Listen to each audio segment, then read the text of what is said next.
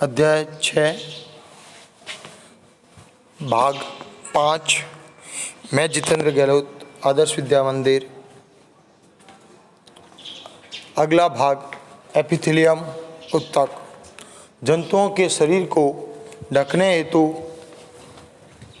तथा बाह्य रक्षा प्रदान करने हेतु अर्थात बाहरी सुरक्षाओं से उत्तकों से सुरक्षा प्रदान हेतु कुछ प्रकार विशेष प्रकार के उत्तक पाए जाते हैं, जिन्हें एपिथेलियम उत्तक के नाम से जाना जाता है। ये एपिथेलियम उत्तक शरीर के अंदर स्थित बहुत से अंगों तथा गोइकाओं को ढककर अर्थात उन्हें कवर करके रखने का प्रयास करते हैं, जिससे ये भिन्न भिन्न अंग प्रकार के शारीरिक तंत्रों को एक दूसरे से अलग करके रखने का कार्य करते हैं, जिससे अवरोध का निर्माण होता है। अर्थात जैसे आपकी त्वचा, मुंह, आहार नली, रक्तवाहिनी के नली का स्तर, फेफड़ों की कोशिकाएं, वृक्क नली आदि सभी एपिथेलियम उत्तकों से निर्मित होती है। ये एपिथेलियम उत्तक की कोशिकाएं एक दूसरे से छटी हुई अर्थात जुड़ी हुई रहती है और एक अनवरत परत का निर्माण करती है, जो दो विशेष भागों के मध्य उपस्थित होता है। इन परतों के बीच चिपकाने वाले पदार्थ कम होते हैं तथा कोशिकाओं के बीच बहुत ही कम रिक्त स्थान उपस्थित होता है, जहाँ ये स्पष्ट होता है जो भी पदार्थ शरीर में प्रवेश करता है या बाहर निकलता है वह एपिथेलियम की किसी भी परत से होकर अवश्य ही गुजरता है। इसके फलस्वरूप विभिन्न प्रकार की एपिथेलियमी कोशिकाओं के बीच पारगम्यता तथा शरीर तथा बाहरी वातावरण और शरीर के विभिन्न अंगों के बीच पदार्थों के आदान प्रदान में भी महत्वपूर्ण भूमिका होती है, क्योंकि ये बाहर से कुछ पदार्थों को ग्रहण करता है तो उन्हें पुनः छोड़ने का कार्य भी कर सकता है। इसी बीच सामान्यतः सभी एपिथेलियम को एक बाहरी रेशेदार आधार झिल्ली उसे नीचे रहने वाले उत्तकों से अलग करती है। अर्थात ये दो उत्तकों को अलग करने का प्रयास करती है, जिससे दोनों उत्तक एक दूसरे से पृथक पृथक रहते हैं। जैसे कि आप यहाँ पर एक देख सकते हैं, कुछ उत्तकों की श्रृंखला यहाँ दे रखी है। सल्की अर्थात एक सिंपल प्लेन लंबी संरचना, वहीं घनाकार एक घन के आकार के ऊपरी भाग जो एक घन के आकार के होते हैं इसलिए इसे घनाकार, वहीं एक लंबे रूप में स्तंभ अर्थात घनाभ के आकार के खड़े रूप में इसलिए स्तंभाकार या पक्षमाभी, वहीं स्तरित सल्की उपकलाएँ जैसे कि यहाँ देख सकते हैं छोटे छोटे टुकड़ों के रूप में स्थित है। ऐसी कई भागों में विभक्त होती है। ये विभिन्न एपिथेलियम संरचनाएं जो आपने देखी है ये उनके कार्यों पर निर्भर करती है। उदाहरण के लिए कोशिकाओं में रक्त नलिका का स्तर या कोशिकाएं जहां पदार्थों का सवन वर्णात्मक पारगम्य झिल्ली द्वारा होता है, वहां पर छपटी एपिथेलियमी उत्तक कोशिकाएं होती है। इनको सरल सल्की एपिथेलियम उत्तक भी कहा जाता है। ये अत्यधिक पतली और छपटी होती है तथा कोमल अस्तर का निर्माण करती है, अर्थात इनका सामान्य स्तर बाकी कोशिकाओं से बहुत ही पतला होता है और चपटा होता है।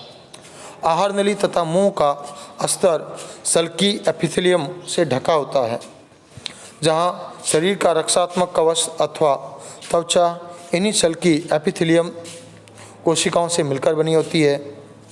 ये त्वचा की एपिथेलियम कोशिकाएं इनको कटने या फटने से बचाने के लिए ज़रूरी होती है। ये कई परतों में व्यवस्थित रूप से बटी होती है, चूँकि ये परतों के पैटर्न में व्यवस्थित होती है, अर्थात जैसे घनाकार, स्तंभाकार, छलकी उपकलाएँ इसके अलग अलग भाग उपस्थित होते हैं तो इन्हें अलग अलग पैटर्न कहा जा सकता है। इसलिए इन एपिथेलियम को स्तरित सल्की एपिथेलियम के नाम से जाना जाता है। इनका मुख्य कार्य होता है ये अवशोषण यानी किसी भी पदार्थ को अपने अंदर अवशोषण करने की क्षमता रखती है, तो किसी भी प्रकार के हार्मोन या अन्य पदार्थों का स्त्रवण अर्थात उसे छोड़ने का कार्य भी करती है। जैसे आंत के मध्य पाया गया भीतरी स्तर लीनिंग, वहीं लंबी एपिथेलियम कोशिकाएं जो उसके अंदर मौजूद होती है, यह स्तंभाकार एपिथेलियम अवरोध को पार करने में सहायता प्रदान। इनके भीतरी स्तर लीनिंग में जहाँ लंबी एपिथेलियम कोशिकाएं मौजूद होती है, ये स्तंभाकार एपिथेलियम अवरोध आदि को पार करने में भी सहायता प्रदान करती है। जहाँ श्वास नली में स्तंभाकार एपिथेलियम उत्तक में पक्षमाप पाए जाते हैं, जो कि एपिथेलियम उत्तक की कोशिकाओं की सतह पर बाल जैसी संरचनाओं का निर्माण करते हैं।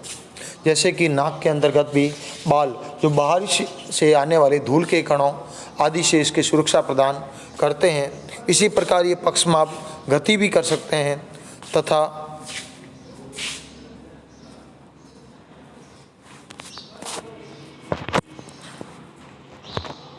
विभिन्न एपिथेलियम की संरचनाएं विभिन्न प्रकार की होती है, जो कि उनके कार्यों पर निर्भर होती है।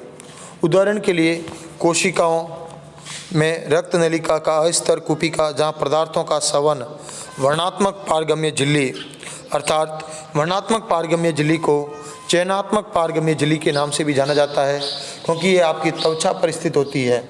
ये उन बात का निर्धारण करती है कि किस पदार्थ को झिल्ली से पार होने देना है और किस पदार्थ को नहीं। जिस प्रकार आप कोई मेडिसिन या दवा जब अपनी स्किन पर लगाते हैं तो उसका असर आपकी स्किन पर होता है, लेकिन वहीं यदि आप अपने हाथ पर पानी गिरा रहे हैं तो वो पानी आपके शरीर में प्रवेश नहीं करता।